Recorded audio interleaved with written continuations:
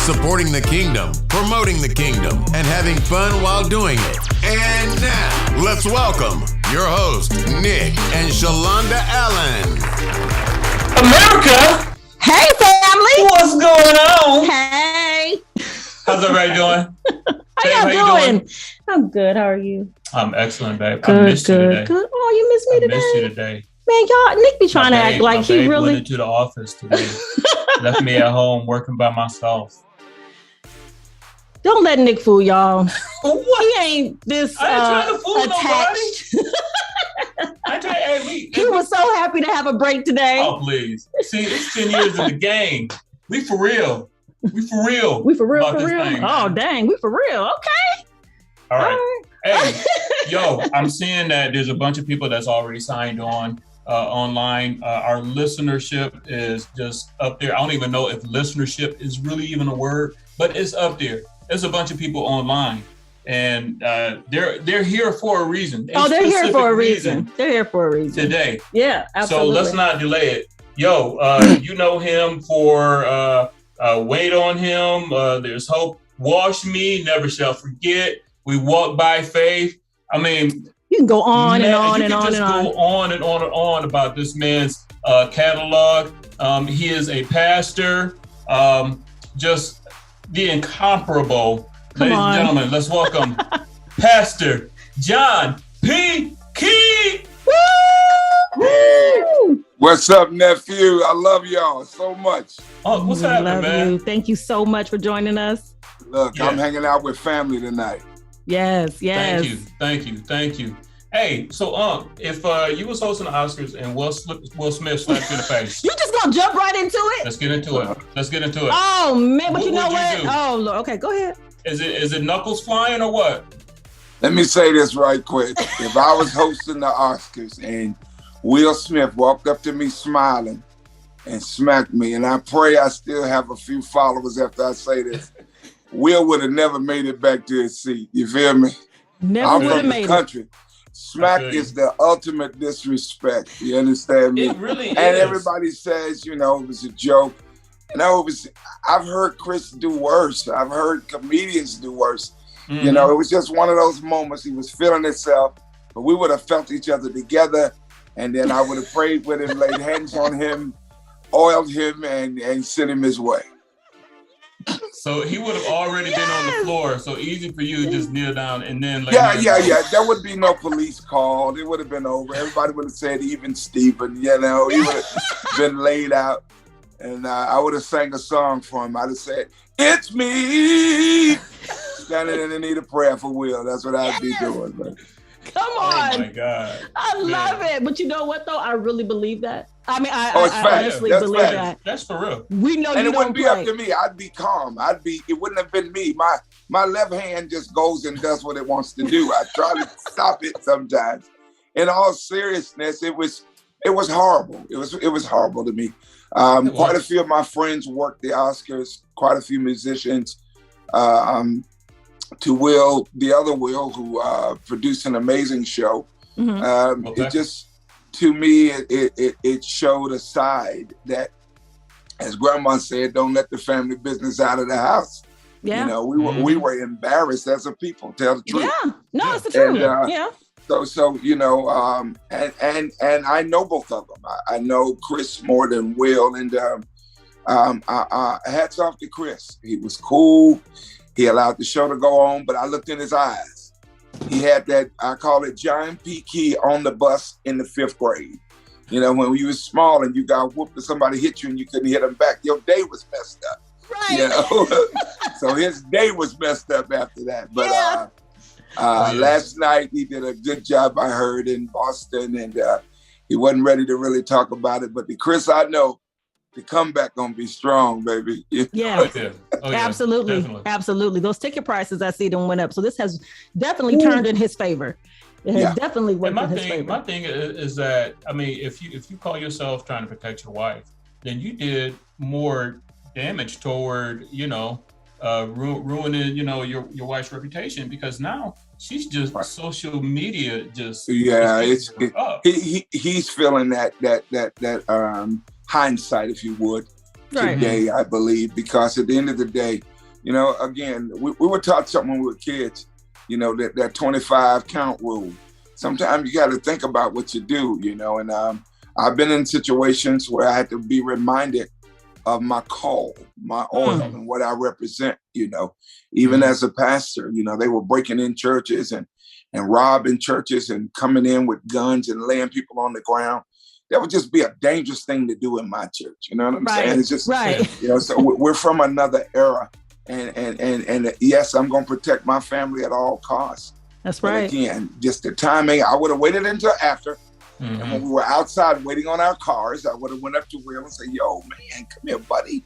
Can you apologize to my baby? You know, it's a little more serious than you think it is. And then if he had said to me, if Chris had said, no, I'm not, then we would have to handle it like that, you know. But again, the Chris I know would have apologized for nobody. Yeah. Absolutely. Hey, so that was the craziest thing I've ever seen at the Oscars. By far. What's the craziest thing you've ever seen in a church or at church? Wow. Crazy thing I ever seen was not long ago. They posted out in Memphis, the young man that did come in with the gun. And the pastor came from the back of the choir stand and jumped him, knocked him all the way down on the ground. And then the Saints ran in like I know they would, you know. So people take chances in churches at the end of the day. But I'm so glad we've got one of the safest environments. And the crazy part is in our church, you're looking at the security people, the people that look like security. Those are not the ones to watch. Watching them old mothers with them big bags. Those are the ones to keep an eye on. Yeah. You know what? But that brings me to a question I wanted to talk to you about. One of the things I know I always say is that to me, you are a big example of what community is. You take care of your community. You take care of, your church, but you're seen in the community. You're active. You give and you take care of yours. Where does that come from? Is there, what is it that? I was raised by a grandmother that taught the power of giving. Right. When I first started my career, I was in Atlanta. My bus broke down, and a bishop took me to his church before his broadcast, paid for my bus, and gave me $100 during the service, and told me if I paid that forward, I would always be blessed. And I've done that my whole career. You've been in concert with me where I give away money or find out that the pastor's wife is away out of town and bless her financially and give her flowers, for it's just that seeding back into the people of God. As a pastor, I don't take a salary, but every Sunday I'm trying to figure out how can I bless the people. This Sunday I will feed the whole community. We pay bills. My mothers in my church want for nothing. So that whole aspect of covering the community with John P. Key is bigger than me doing something for a media post. Right. God delivered me in an area called Double Oaks. I sold dope for 3.5 years in a community. And then whenever I got on top of my game, I bought that community. I bought the property. That's right. I brought the property that my motto is I pastor where I poison. Oh, come on. So, God has allowed me to really, really see it changing. Right now, we're dealing with a lot of land deals. They tore down my hood like they tore down many of them all over the country. So right now, we're concentrating on building some real affordable housing for the people of God. So I love it. I love it. It's a genuine heart that God's given me to bless those that are less fortunate. And what it has done, it has tripled or multiplied my seed. And I give that the credit more than anything else. Man. So where did that need as far as like you building up your community, where did that start? I think it started from being called a pastor. I never wanted, Nick, honestly, I never wanted to minister in that particular area. I was concerned that it was drug infested, and I wasn't afraid, but I didn't want that for the people that I was about to pastor. And then I didn't see it, but God had all of that in mind, you know, and Yes. so out of the gate, we tried to clean it up. The drugs were not really happening in our community. They were coming off the top of the hill. We had a truck stop at the top of the hill, and the drugs and the prostitution were coming down to the neighborhood. So, man, we shut the trucks down. I did stuff like you would not believe to get those trucks out of the neighborhood. I would warn the drivers, don't park right here. Your tires might not be on your truck in the morning. All kinds of stuff. Went to the drug dealers in the neighborhood. This was one of the coldest thing I think I ever did. When I look back at it, I was like, I was a nut back then. I went to the actual drug dealers' houses and said, look, man, y'all got to put those dogs up. You know, we got to figure something out. Of course, they cursed me out, told me to get off the property. Yeah. But I noticed they had kids. So then I said, look, all your children, you don't have to pay daycare anymore. I will put your kids in my New Life Christian Academy, School of the Arts, for free. Wow. If y'all tighten up the business around that. Man, when I tell you that worked in my favor. And then I got real good communication with the brothers. They end up getting delivered. Right. I always talk about a young man by the name of Michael Bankhead, mild-mannered, but he's one of the brothers that, if you say notorious drug dealer, one that was really in the game, moving real weight, doing real things. And he came into church and got saved, man. And that always blessed me, because me coming out of, quote unquote, I said retirement, and going to the street and dealing with some of these matters one-on-one allowed me to respect the call of my life, understanding that I just don't pastor where I poison. I have seen the word of God work for people that really have issues. You understand me? So we got that. We had night court program where we'll bring hundreds of kids in our church at night, letting them play basketball, letting them play cards, letting them play pool, you know, letting them play chess, whatever it took. I used the game of chess, man, to minister to kids and teach them direction. And so we are hands-on for real. When it comes to feeding and touching the community, a heart for the homeless, that's what we do for a living. Now, you had a situation where a friend of yours was killed early on. Tell me a little bit about that situation, and how did it affect you moving forward after that? He was a good friend of mine. I hadn't surrendered totally yet. I had gone to a Bible study. I left this Bible study. It was trying to get me in, man. I wasn't ready. I was still out there slinging. But a buddy of mine met me and had stolen $40. And he was killed, gunned down on the corner of Bettisford and LaSalle Street. And it blew my mind. And I think I can talk more about it now. But he was $40. He shot and gunned down. I knew the people that killed him. It were some family members that had him executed. And I said that night, I didn't just surrender to God that night. I said, if they killed him and didn't care about him, who am I? You know what I mean? So I broke out, man. I told God if he got me back to the crib that night, I was going to give him my heart, man. And that's the night I really surrendered to God. I've read in magazines and articles that it was the PTL, me out at PTL with Jim and Tammy Baker. That's when I got the knowledge of salvation. But I'm telling you, Nick, that night I got to the house and laid on that couch and said, Lord, take me. That was the night I really surrendered my heart to him. That's definitely, and I do want to go there. That was one of the biggest things. I wanted to really know your testimony. I wanted to know your story. I mean, I know it's powerful. So, I mean, do we have time? Or do we have time to do it now?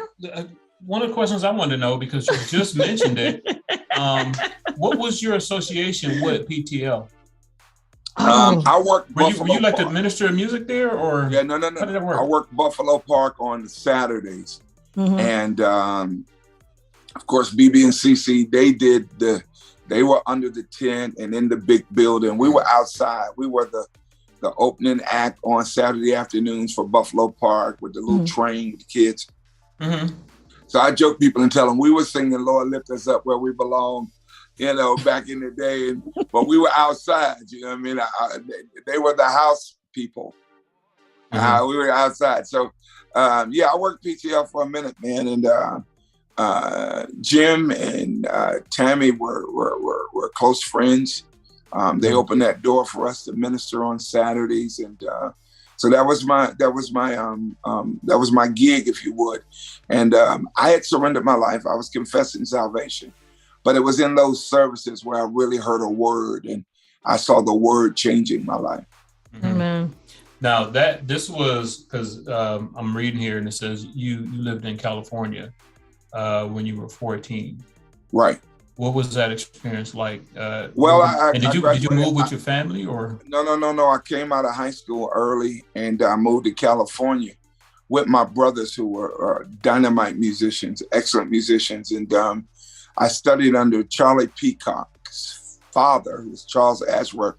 And they had a little jazz program. And I was just a little kid going in there, sitting down, listening and hearing it. And it made sense. My brother Jimmy paid for me to study under Charlie Peacock, who's a Christian producer out of Nashville. And in my heyday, or my heyday, if you would, I'm looking at a Billboard magazine, and I see a picture of me, and I look over and see a picture of him, and I didn't know what he was doing at this time. And I was like, that looks just like Charles Ashworth. That's his real name. And so, man, God allowed me to hit with some of the best, and tour. I worked with doing the Donald Byrd program.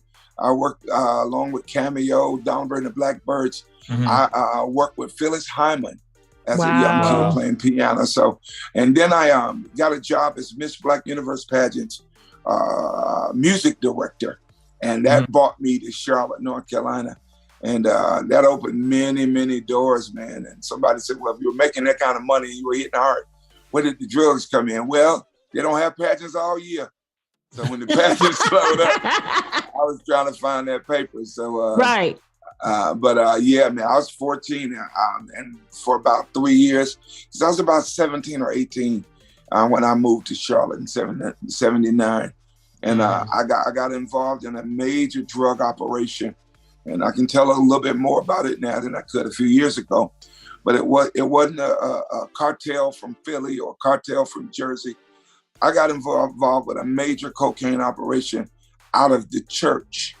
Yeah. I answered to a church bishop. Oh, absolutely. What? And man, and it's funny because back then I went to Bad Boys 2 movie with my daughter, and I remember crying in the movie, and because that was the first time I'd ever seen the truth about how drugs were administered, if you would, in our communities.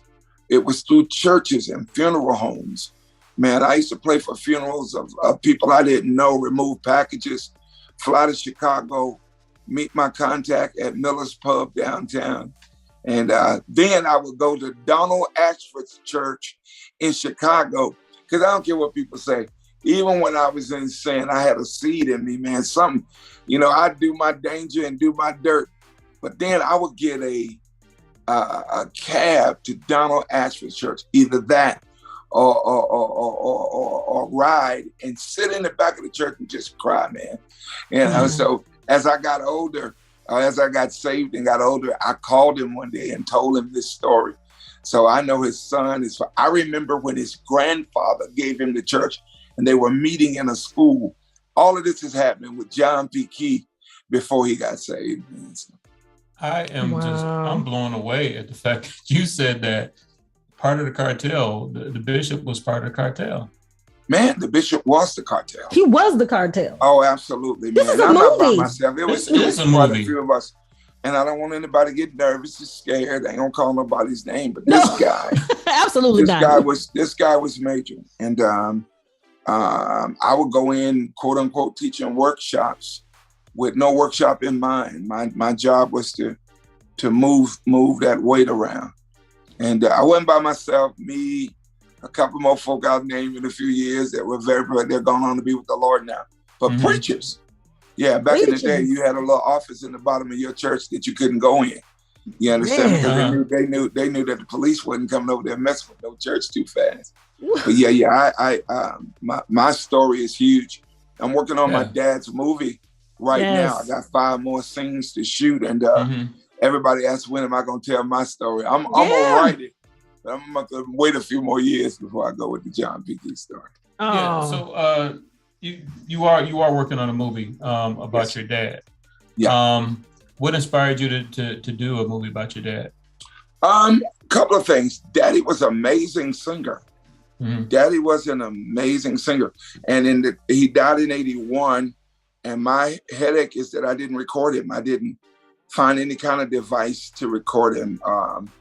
On the song, The Lord is Watching You, or He's Watching You, on the Colorblind CD, I got a sample of my daddy laughing and saying Big John in the song.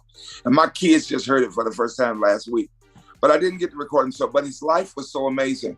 Real quick, in 1947, he got a record deal to go to New York and record. And he convinced 21 foot soldiers, 21 people to leave their jobs and go to New York. 15, 20 miles outside of Durham, they shoot the tires out of the back of the bus. The Ku Klux Klan did. And so he turns around and goes back to Durham. So this story starts out a story of failure. But I show how in this story, he was far from a failure. I mean, he raised 16 kids, real father. And in 1975, in the movie, he comes back and puts the choir back together. I don't want to tell too much of the movie, but he puts the choir back together. Shirley Caesar, Reverend Pastor Shirley Caesar, when I was a kid, used to have this gigantic gospel concert every year, and everybody would come. The Hawkins family, everybody in gospel would come. So I recreate that moment in the movie, and it is amazing. I don't have the Hawkins family. I call them the Galloway family or something. but the name of the movie is The Lost Song. This is important. All of the music in the movie is original. So I had to write songs for gospel artists that sounded like their era. So imagine me as a producer producing for Mahalia Jackson. So I've got Mahalia Jackson singing Jesus is Real in 1955, which I'm not born until 62. So I see people sitting in the movie say, I told you he stole it. I told you. So, I love it. And I might as well go on and tell the people, your amazing uncle, Bishop Rance Allen, plays my father in the movie and does an exceptional job. Man. Wow. I can't wait and to finish all of his scenes before he passed. Mm-hmm. Wow. Yeah. I think the last time that I actually seen him, he was here in Phoenix. Oh, that's right. And he had came and destroyed the little church where we were attending at the time. I mean, he came. This church was like not a shouting and dancing church, and he brought fire to that church. Even had the children on their feet, even the youth, the teenagers. Yeah, and then he was going from Phoenix out to North Carolina. Yeah, finish the movie. Yeah, he did an amazing job, and to direct him. He was just a man of poise. He was a man of class. And he was dear to me. I've got a book called The 15 Most Impressionable Moments. It's going to come out before the end of the year. And one of my chapters is called Bailey's Cathedral. And that's where I met him, upstairs in Bailey's Cathedral Church of God in Christ. And I was young, man. I met him. And this was the guy my daddy turned me on to vocally. Hold on. And a man by the name of Mr. Nick Allen. Nick Allen is a vocalist from the 70s. I want you to remember this so you can Google him. Nick Allen had a group called the Modulations. They were a secular group. And when I was a little boy, man, I would go over to his house and he would put ranch records on.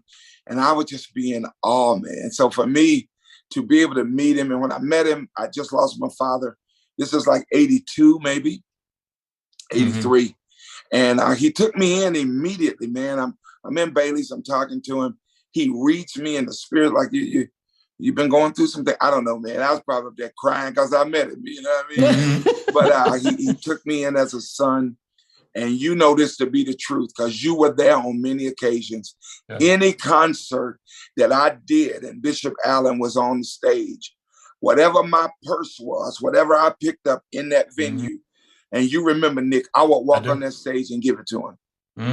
I'm getting a little teary right now. I miss him so much, man. He was a good guy. It's funny that you mentioned Bailey's Cathedral because I seem to remember being there at that because I came in there with Chris and it was for young artists. Young artists for Christ. Yeah. I remember that. I was actually there. That was my first time meeting you too. Wow. When was this? It was Young Arts for Christ. It was a CD that I think it was Michael Brooks. Michael Brooks, that's right. Come on, Nick. He had organized, yeah. I'm what year was this? Oh, what was it 88? 86, 87, 88, something like that. Around there. Yeah. Yeah, absolutely. Yep. It was now me. I met his uncle, same building in like 83, 84. But for Nick to remember that is amazing because we would get together. Well, nobody talks about that anymore. And Michael Brooks would bring young people from all over the state. Yes. Me, Yolanda Adams, Fred. Mm-hmm. Yeah, and it would be some of the baddest musicians up there. Yeah. Young Arts for Christ, man. And folks don't know this, but I actually played keyboard for commission back in the day. What? Out of that conference. Okay. I had no idea. So you did gigs with commission back in the day? I did gigs with commission. Fred and me and Brooks were tight at first forever.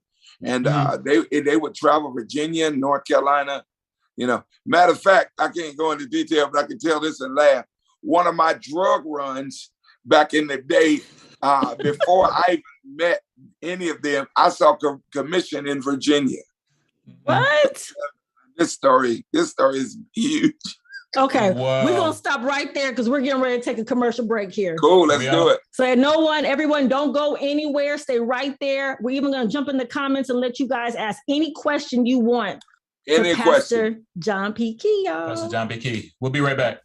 Have you ever wanted to host your own inspirational radio show? Have you been called to inspire and spread God's word? Please contact Alicia Rain for more info. Are you the next great independent artist? But you're looking for a distribution opportunity? Well, sign with us at PRAYzy.FM Music Distribution. Yes, the 2021 Stellar Award nominated PRAYzy.FM can handle it all. We understand the narrow road leading to getting your music heard at the right time at the right place can be tough. So send your music and video files to fmprayz@gmail.com. That's fmprayz@gmail.com. PRAYzy.FM Music Distribution, affiliated with Sony Music and the Orchard Distributors.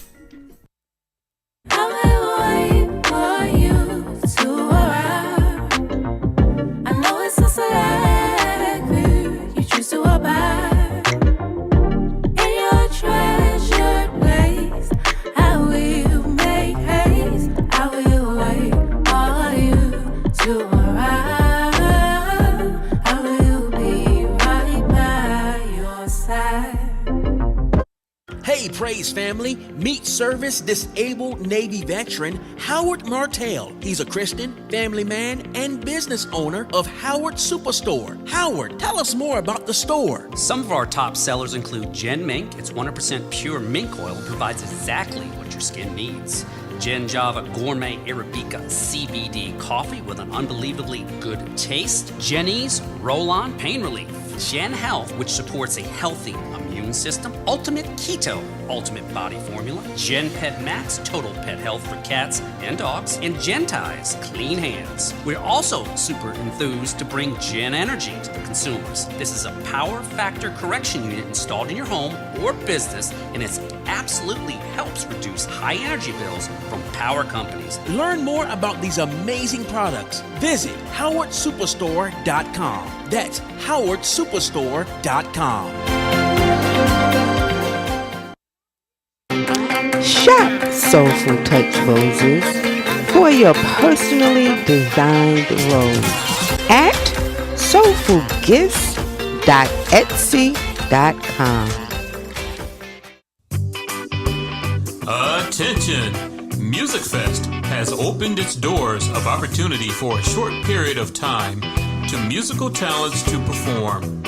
For more information about participating in the Music Fest shows, please contact Let's Connect at A2ZChristlife.com or www.PRAYzy.FM.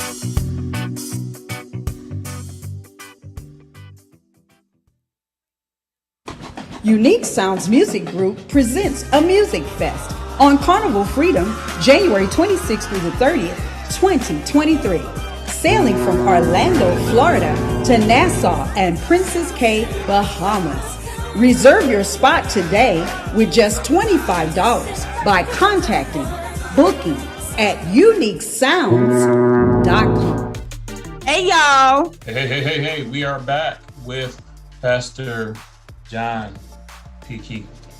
So we definitely want to make sure we're in these good comments and making sure that we acknowledge you all. And hey, y'all have questions for Pastor? Yeah, if you guys have any questions for Pastor John Vikki, definitely hit us up. We are live on Facebook. Let me see, is there any questions in there right now? Anybody Let's see. Yes. See? What was it? There's church trapping. Everybody loves that story about the church trapping. Oh. I'm telling you, a whole movie, John Vikki. We need this movie. Yes. That's like a major blockbuster film. Yeah. Oh yeah. Mm-hmm. Yes, absolutely. You should have Nick play one of the preachers who. Man, I've been trying to get Nick in movies forever. Look, that Nick's that the beard is great now. I'm gonna let Nick play one more part in the movie as his uncle. I wanna play a Pookie situation. What? Who asked to play a look, Niecy, that's so far from the Nick we know, you know what I mean? Come on, really? I mean, what is he talking about? What? Wait. Why when he said that? I want to be the one. Preacher, you got that stuff. You know what? Please don't audition. You know what? Listen, I tell you this. Why when he said that, I had that picture in my mind from New Jack City. Right before Pookie got taken out. No, you can't do that part. But I need to tell you something. And Nick, he'll get me for this later. But even on the road, Nick was always the guy. I have always had so much respect for Nick because Nick always knew his assignment. And I'm not trying to rat out nobody else or say what anybody else was doing, but you knew where Nick was. Nick played his gig. Nick wasn't in the lobby. Nick wasn't trying to see where Nick went to the bus. Nick went to his room and Nick went home. That's why when he just said play Pookie, I'm like, play who? No, play Bishop Tutu or somebody. That's what... Hey, and Nick talks more now as an older man than he did when he was younger. Nick didn't say many words. White kid.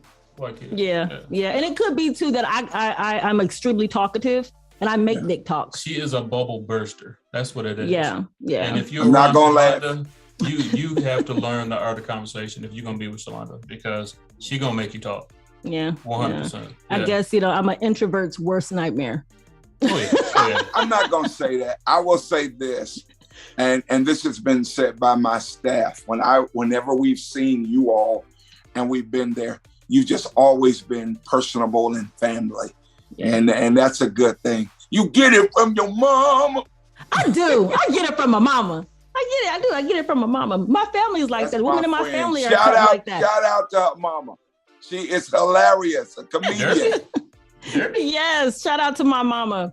All the women in my family, man, we're just like that. Mm-hmm. My cousin Ellen, Bishop's wife, she's, it's a kind of, we have some real super cool women in my family. Yeah. Hey, amazing women. Real quick. I also, because I don't think I ever got the opportunity to thank you, but I remember back when I was in Ohio and you came to New Bethel to do a concert at New Bethel, and we all know what you do. You call people out and you bless them with money. I was in a bad situation, and I had a car that was broken down, and I needed a new car in the worst way. And that night for your concert, you called me up, and I'm like, like you said, I'm just doing my job. I'm working, making sure the sound is good, making sure, you guys need whatever it is you need, I met you guys there that day, just make sure you guys got set up and all that kind of stuff. And in the concert, man, you called me up and you made everybody come from the audience, and I opened up my hands and people were just handing me money. I mean, handing me money, like people, all kind of people from the audience and stuff. And then you wrote me a check, and I still remember it. It was a check for $500. And I just want you to know, I am a witness. Man, look, you blessed me. I was able to take that money and I took it and I used it for a down payment on a new car. Come on, look at God. Yep. And I rode that Volvo for about 3 or 4 years. But you know, I sure did, bro. And when I just said what I said about you, I've forgotten about that. But you brought something back to me. It was just the humility. It was just your attitude that day. You didn't get frustrated. We were dealing with equipment. Some things worked, some things didn't. And just your attitude. And people need to understand, when you approach life like that, there's a miracle in store for you. You know what I mean? It's a blessing. And you've never been a beggar. You've never been that nephew. But I've always said to you, if there was ever a need, I'm Team Nick because of your spirit, man. And you and again, not to rat on anybody else that was around you or working with you, but that vibe and that attitude, man, it had to come from home. That came from mom and daddy. That, you know, just mom, it just dad, wasn't from. Yeah, absolutely. And it didn't come from church, you know. Right. So I just got that respect for you, man. ShaLonda knew what she was doing. She knew who she was supposed to marry. You ain't got no response, babe? I'm just gonna smile. God is good.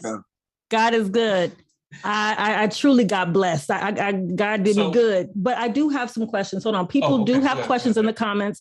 These are some really good questions. The first one is from Artist Singleton. He says, or she, I apologize if I'm mistaken. What advice do you have to truly engage young people today?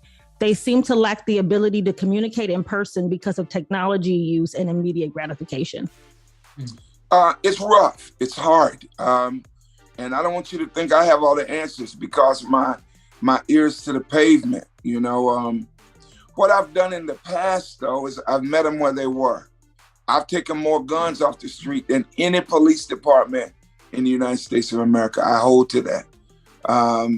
Everybody said, well, why did you stop doing it? Well, when I found out some of the guns I got in 2019 came back to me in 2020. How did they get back on the street? So I found out that the police were shining them up and putting them back out on the street, you know, selling them, you know, so, and I said that because that to me was one of the most powerful things I've done with street ministry.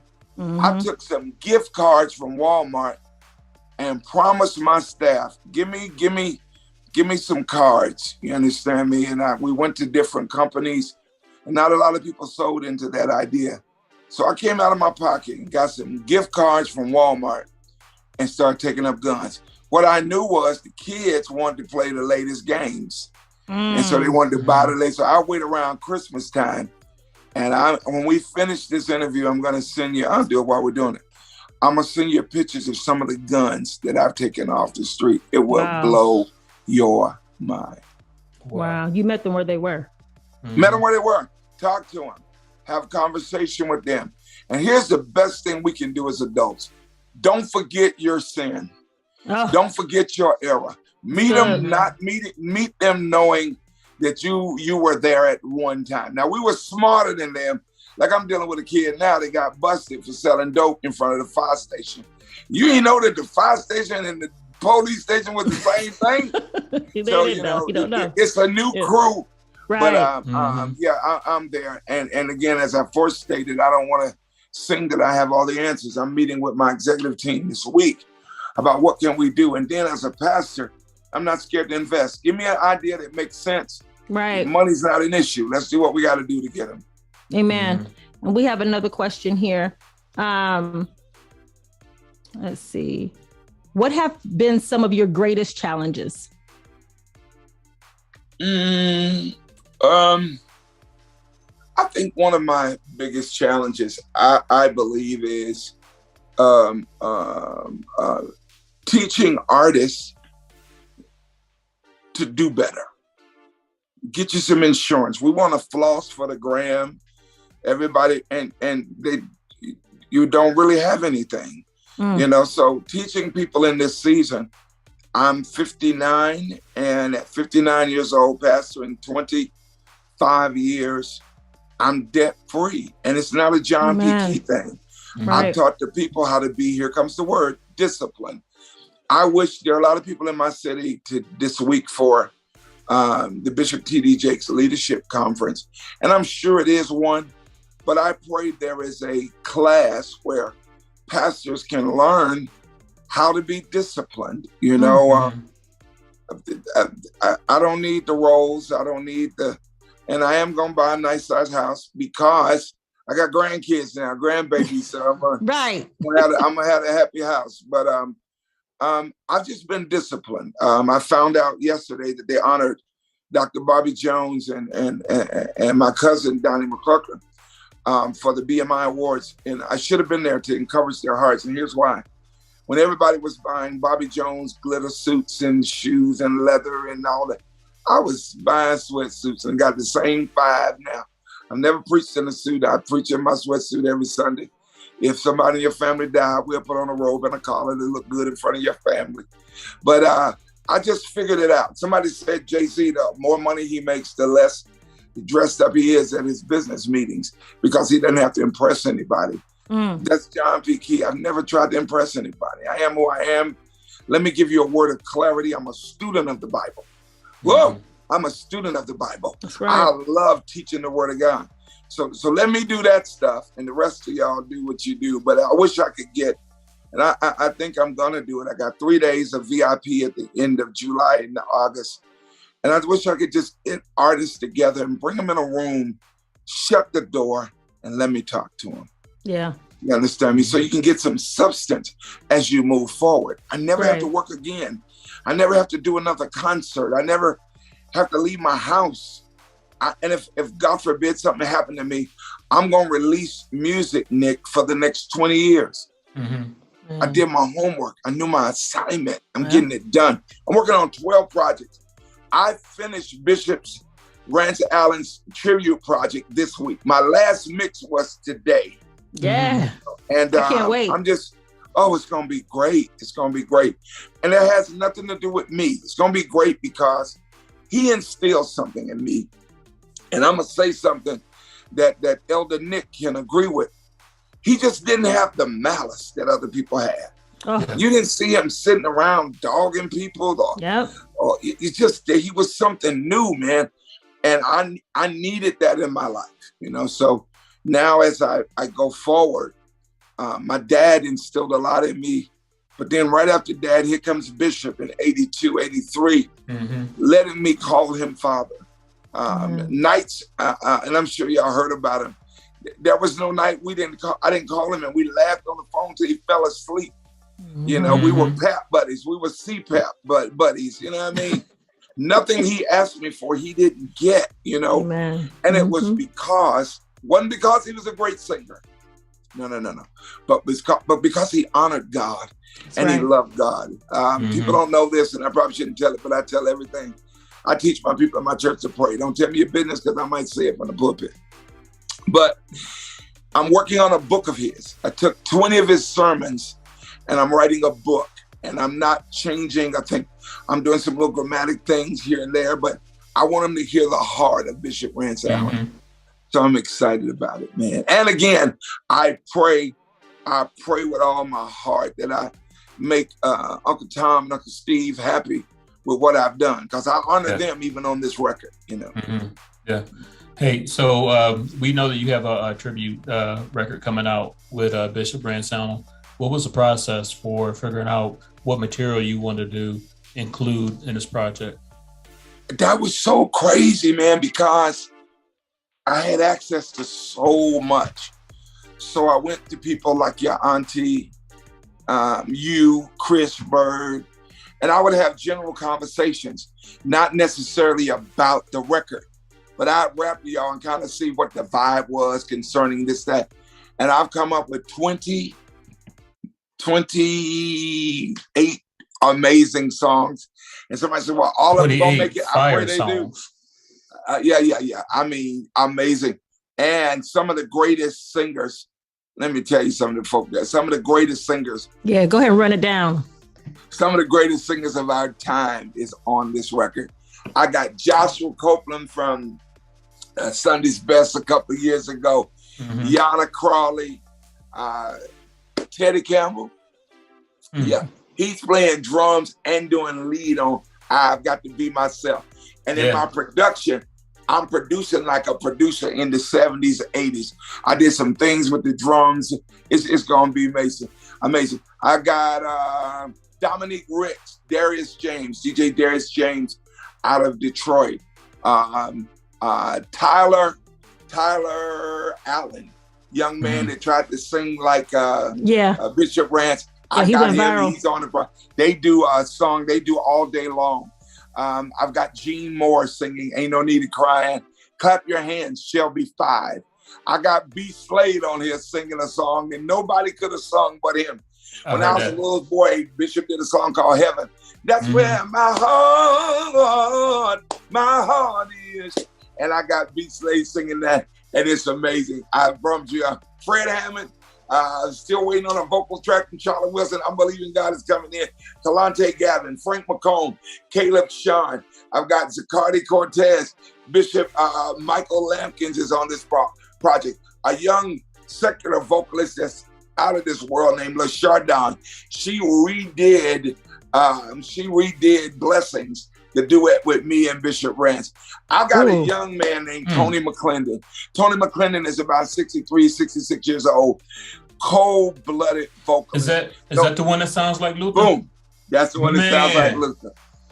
He's something special. And so he's on there. Look, I got him on there twice. So he does You Never Change. We do a duet. And he does I Give My All.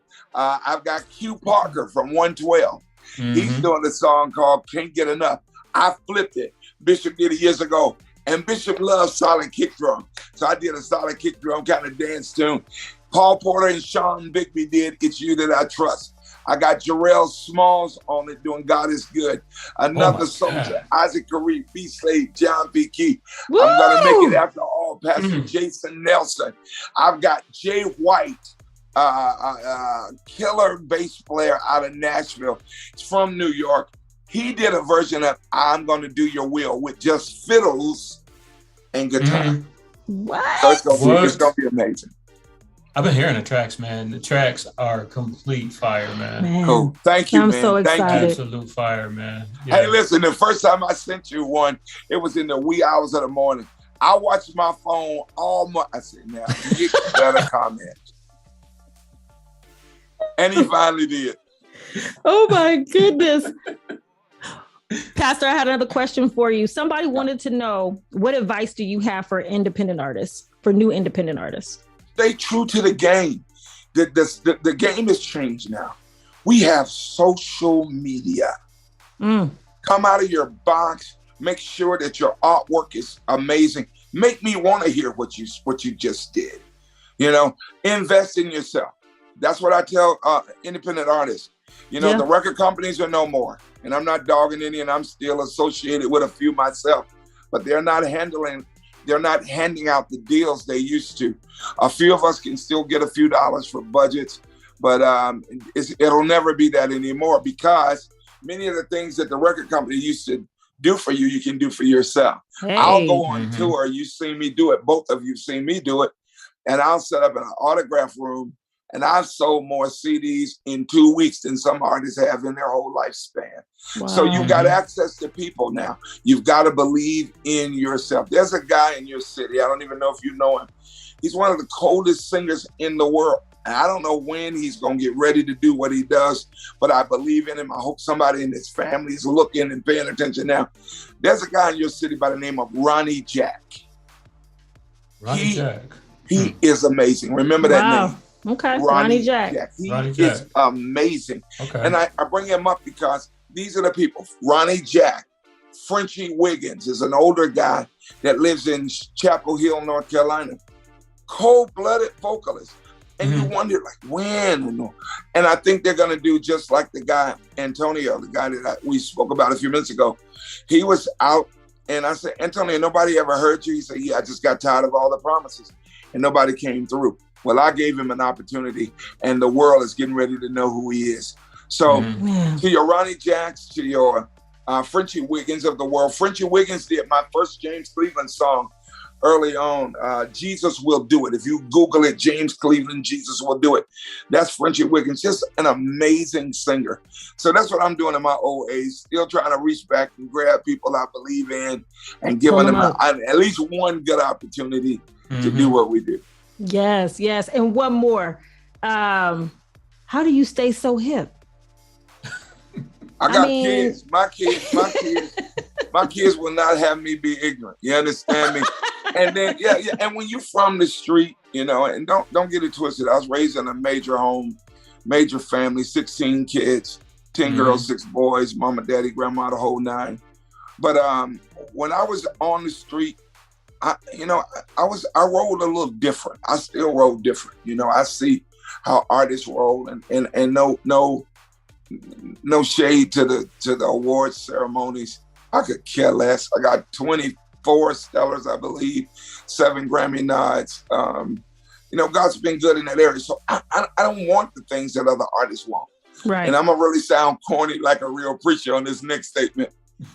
I want more of God. I want some more God. You know what I mean? Good. Yeah, it's I real. want to grab that word so much that I continue to see it affecting the lives of those that I pass by. I'm headed out to do another tour, and I'm excited about it. We're out again next month. I think I'm coming through your city. I think we booked Arizona a few weeks ago, but I'll let you know exactly. I love it. I love being able to touch the people. The title of the tour is Broken Tour 2, because people are still broken. People went through some things in the last 3 years, and they look good, and they act good, but they have issues. And I want to be there to kind of let them know, I serve a God that can fill the void. And, come on. Yeah. Yeah. So what do you say? And we always ask this question when we get toward like the end of an interview. What do you say to somebody out there who may be going through, maybe struggling? You got COVID, a lot of people lost employment and stuff during COVID. Some of their loved ones. Yeah. Economy is, in some areas, the economy is in shambles. People out there, some of them are struggling. What do you say to the man or the woman out there who's just trying to make ends meet? I got a word for them. Discouraged. I got a great word for them. Go ahead. The scripture says, for we have not a high priest who cannot be touched with the feeling of our infirmities. At all points, he was tempted like as we are. And that's where we are. We're being tempted to do all kinds of things to make up for or to get back to where we were. One of the greatest songs that I feel I'll ever release, and it happened right before pandemic, was I Made It Out. That has become my theme song now, because as I look back, we made it out. I paid off. I went through $10 to $15 million worth of banking to pay off a building and land. And I'm gonna bring this in during a pandemic. Well, Pastor Key, what does that have to do with people that are hurting? We've got to know that he cares. You got to go back and grab those things that didn't matter. Yeah. He cares. He's been there. The end of that text, Hebrews 4:15, says, yet without sin. Wow. So you mean to tell me I can stand on my feet and still do it right? Yes, you can. The vision that you have. We're coming off a harvest month tomorrow. Harvest month was last month. So we're in our harvest season at our church. I can't wait to get to church Sunday. I can't wait, man, just to see the people of God rejoice because of the fasting. Fasting doesn't move God, it moves people. It moves issues. To get back in the prayer room with the saints and just say, thank you, God, we made it another month. I need people to stop complaining and start celebrating. Oh, yes. Might not be the big things. Celebrate the little things.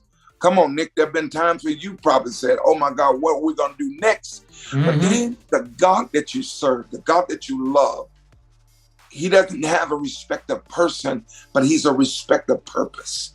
Ooh. You got to grab that purpose. You guys got to believe the God that called you and know that oil doesn't leave you and take a vacation. You got to recognize it and call it what it is. Yes. Amen. Yes. Hallelujah. Whew. Such an honor to have the Prince of Gospel with us. That's what they say. I am so honored, man. That's what I know. Oh, thank you for doing this, man. Thank you so much. Y'all family for life. You already know. Absolutely. Oh, we appreciate you so much. Whew. Okay, are we? How much time we got? Because I can keep on asking questions. Go ahead. I got a couple more. I got time. Yeah, we got a little bit more. You got more because. Let's see. We make sure because they keep telling me I'm missing questions.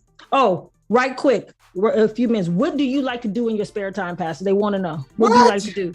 What? Do you even have any spare time? I mean, what is... Hey, look, it's the end of the week. I got church. I relax. Monday, Tuesday, I'm back on the water. I love fishing. Oh, you love fishing? Fishing is my pastime. We gotta get Nick out there on the bank. We're gonna come out there and go fishing with you. Or what? Oh yeah, I got a pontoon, but I do my better fishing right on the bank because they're spawning now. The bass and everybody's hungry, so I get them, and then I take the fish and I feed them to my neighborhood. I take them to the seniors. Wow, for real? Wait, I'm gonna blow your phone up, both of you. As soon as this is over, y'all gonna be able to talk about me next week. Somebody else gonna be. You gonna talk about me or John P. Key? Which one is it? John P. Key, you send us some pictures of some guns and pictures. Yeah. Wow. Yes. We thank you guys for tuning in tonight. Yeah. I don't have to tell you how to find Pastor John P. Key. Everyone knows where to find Pastor John P. Key. All you have to do is Google John P. Key, and you're gonna get 1,000 hits. Shout out to Mama Ellen. Shout out to her. She's a doll baby. I love you. Yes. So much. Shout out to your mom, to all the family. I appreciate Shantae, all of you guys. I love you so much. We love you guys. We love you. Thank you so much. And we can't wait for you to come to Phoenix as always. We'll be there. We'll be there to greet you and to make sure that you right and love on you. Make sure you get treated right. I'm gone. Ladies and gentlemen, listen, Pastor John P. Key.